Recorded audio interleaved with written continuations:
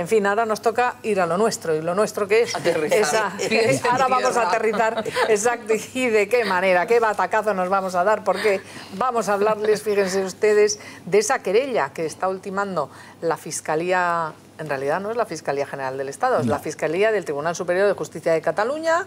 Ayer se reunieron, se lo adelantábamos en este programa, el fiscal Torres Dulce, el fiscal general del Estado, con el fiscal jefe del TSJ de Cataluña, y hay unas discrepancias que a mí me preocupan. Yo no las he visto resaltadas casi en ningún medio. Pero vamos, que se han negado los fiscales de Cataluña a hablar de gobierno sedicioso, que es lo que decía textualmente ese esbozo de querella que había preparado la Fiscalía General del Estado. Vamos a verlo. El Ministerio Público deja en manos de la Fiscalía catalana la querella contra Artur Mas. La Fiscalía del Tribunal Superior de Cataluña está examinando, analizando el resultado de esas diligencias de investigación. Tras el encuentro de ambos fiscales ayer en Madrid durante hora y media, se informó del acuerdo a través de esta escueta nota en la que se aclara que las decisiones se tomarán en Barcelona. Gobierno sediciente. Esta es la expresión planteada por la Fiscalía General del Estado, pero que no tiene el visto bueno de Cataluña y que además plantea retirar la inhabilitación a Artur Mas propuesta por el Estado. Pero el fiscal catalán Romero de Tejada va más allá. Si hubiera que buscar responsables, solo lo serían el presidente de la Generalitat y su vicepresidenta. Quedan ya excluidos la consejera de Educación por permitir una consulta ilegal en centros públicos y el consejero de Interior por ordenar la confección de papeletas. Los tres posibles delitos que habría cometido Artur Mas serían prevaricación, desobediencia ante la prohibición del Constitucional y usurpación de funciones. ¿Pero qué condena conllevarían los posibles delitos de Mas? El ex vicepresidente del Constitucional lo aclaraba este martes en nuestro programa. Si es un delito de prevaricación, un delito de desobediencia, las penas más importantes, las que pueden hacer más efecto, son la de inhabilitación, porque entonces deja de ejercer las funciones públicas durante un tiempo que puede llegar, en el caso de la prevaricación, hasta los 10 años. Si se trata de un delito de sedición, son penas de cárcel, y si llegáramos a la locura del delito de rebelión, que expresamente prevé el Código Penal cuando se es reo del delito de rebelión, cuando se intenta separar un trozo del territorio nacional de España, ese delito lleva aparejada hasta una pena de 15 años de cárcel. Para los fiscales catalanes, lo único imputable sería la desobediencia. No ven claro un delito de prevaricación porque a su juicio se trata de una decisión más política que administrativa.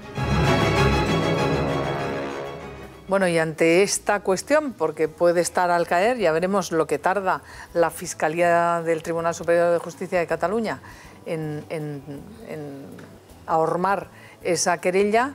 Lo cierto es que Artur Mas ayer lo que decía es: no me da miedo, a mí me da igual, y sigo, y sumo y sigo, ¿no? Porque ha empezado esta mañana esa ronda de contactos. Profesor Murillo, en los términos, lo que estamos viviendo ahora, ¿es normal que la Fiscalía General del Estado delegue el fiscal jefe de Cataluña y que sea el fiscal jefe de Cataluña que se opongan allí a utilizar términos que quiere la Fiscalía General del Estado como gobierno sediciente? Porque si uno comete posiblemente un delito de sedición, se le llama gobierno sediciente. ¿Esto es normal, esto que estamos viviendo? Bueno, normal no es, porque constitucionalmente la Fiscalía está determinada bajo unos principios de unidad, de decisión y de jerarquía, de tal forma que siempre hay un órgano, en este caso de la Fiscalía, superior a otro, que puede ordenar a uno inferior que actúe de una determinada forma. Muchas veces, muchos oficios de la Fiscalía aparecen empezando de orden de, es decir, que siempre hay un criterio jerárquico en el funcionamiento de la Fiscalía. Por lo tanto, en este sentido, pues normal no es normal en este sentido.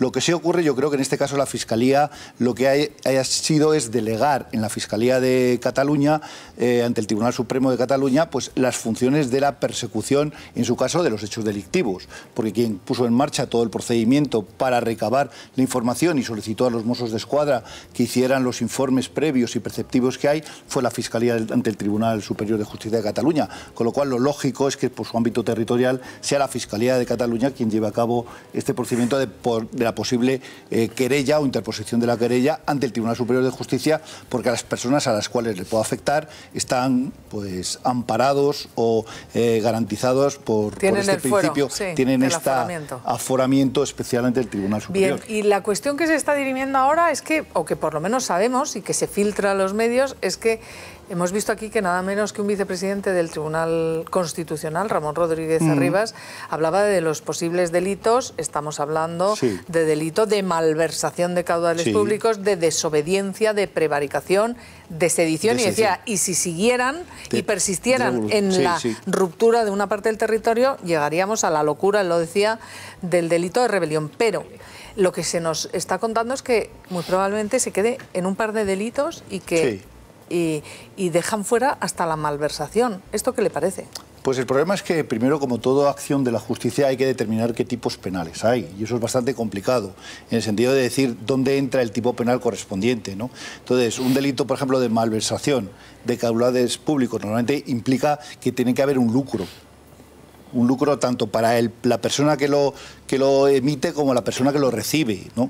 Entonces, claro, ahí hay que determinar si realmente ha habido una malversación, porque sí podía estar presupuestado esas cantidades para realizar ese tipo de actos. Pero si no imputa la Fiscalía, ¿no se puede acusar de malversación? Ahí ya hay un juzgado. Hay una querella de manos limpias. En manos limpias, en el juzgado número 3 de Barcelona, presentado por eso por malversación de caudales públicos, con lo cual el juez ya determinará en ese sentido, y al determinar si las personas están aforadas, pues tendrá que remitirlo, como es lógico, al Tribunal Superior de Justicia. Pero ¿no os parecería, y yo ya os pregunto a todos, raro que ni siquiera se tramitara un posible delito de malversación para estudiarlo? Porque se ha pagado con dinero público. Sí, pero yo creo que eso, primero... Toda esta juerga la ha pagado la Generalitat. Como decía el profesor, eso lo determinará la Fiscalía.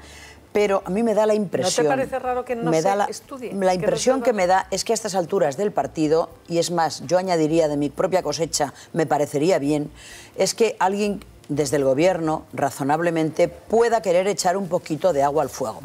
¿Por qué? Pues primero, vamos a ver, porque aunque la segunda vez también lo prohibió el Tribunal Constitucional, se hizo de una manera medio consentida.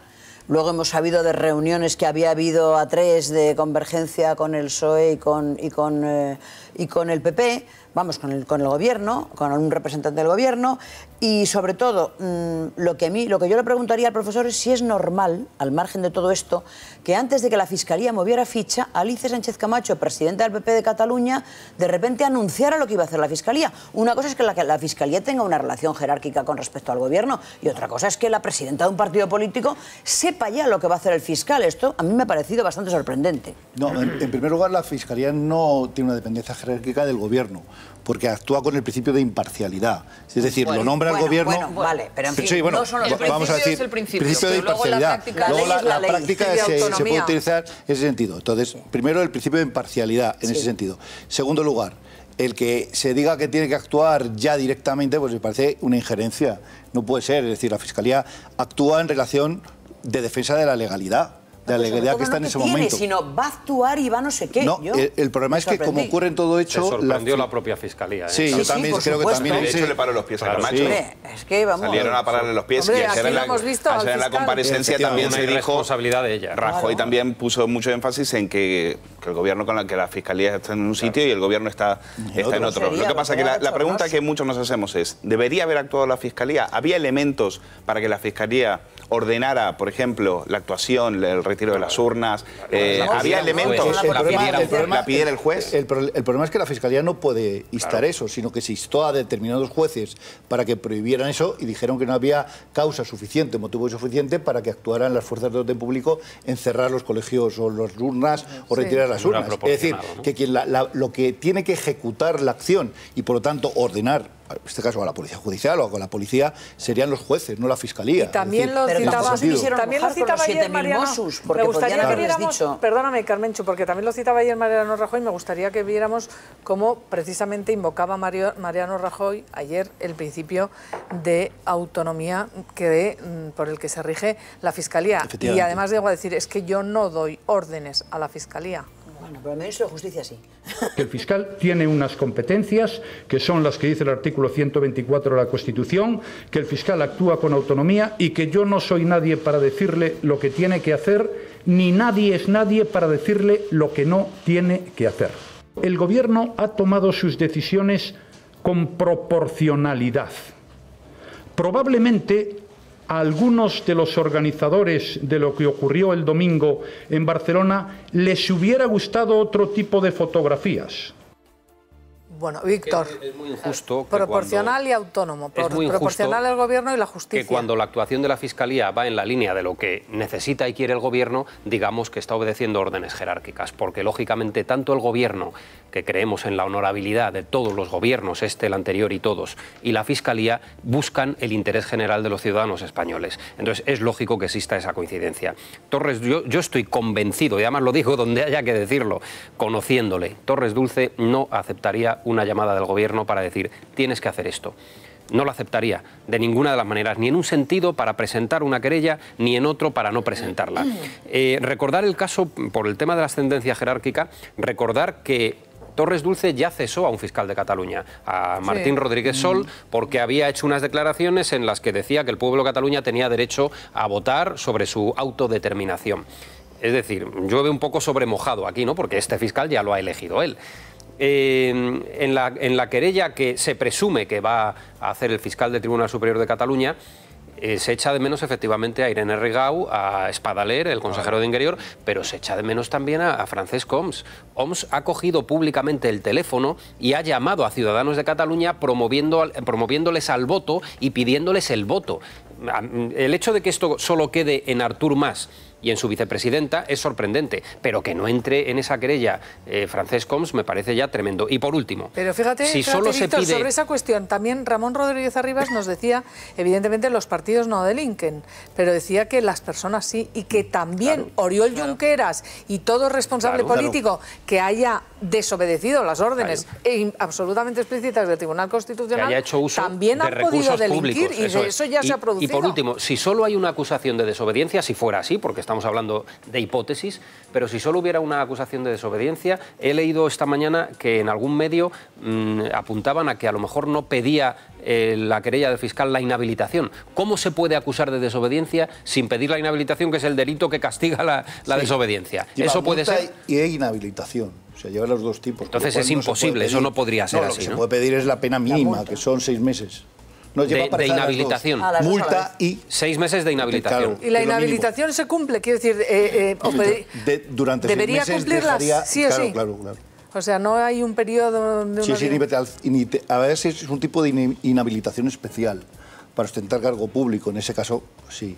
Tendría que dimitir, tendría que dejar de ejercer sus funciones, asumiría la vicepresidenta, si también está inhabilitada el correspondiente, pero sería por poco tiempo, 6 meses, claro. Y hasta ahora, perdón, hemos estado analizando la actuación o no actuación de la Fiscalía el día de autos, ¿no? El 9N. Yo creo, sinceramente, en eso le doy la razón al presidente, a Rajoy, porque yo creo que habría sido realmente echar una gasolina incendiaria el mismo día de autos. Pero ya han transcurrido varios días y claro, en este momento es que hay una disparidad absoluta de criterios, de opiniones entre los fiscales, no solo sobre los delitos, sino sobre las personas.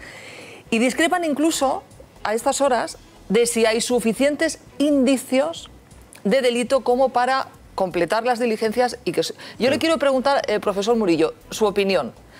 ¿Existen realmente indicios, suficientes indicios de delito en lo que ocurrió el 9N? Bajo su opinión.